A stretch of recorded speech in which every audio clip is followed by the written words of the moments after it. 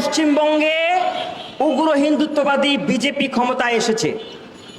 এই উগ্র হিন্দুত্ববাদী দল বিজেপির নেতা কুভেন্দু, এই কুভেন্দু অধিকারী সে প্রকাশ্যে বাংলাদেশ বিরোধী বক্তব্য দিয়েছে, মুসলমান বিরোধী বক্তব্য দিয়েছে, মুসলমানদেরকে হিন্দু হওয়ার দাবি জানিয়েছে। আমরা বলি কুভেন্দু তুমি মুসলমান হয়ে যাও।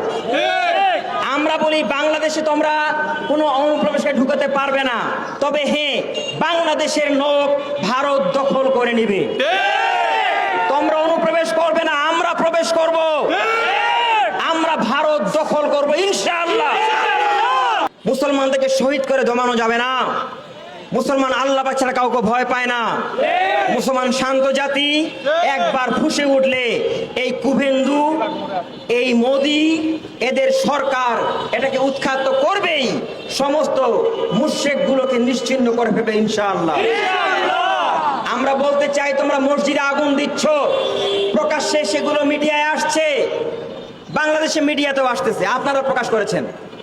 মসজিদ পুড়িয়ে দিচ্ছ, মুসলমানদের শহীদ করছো, ঘর বাড়ি পুড়িয়ে দিচ্ছ, দোকানপাট পুড়িয়ে দিচ্ছ, গোস্তের দোকান ভেঙে দিচ্ছ, এগুলো করার অধিকার তোমাদের নাই।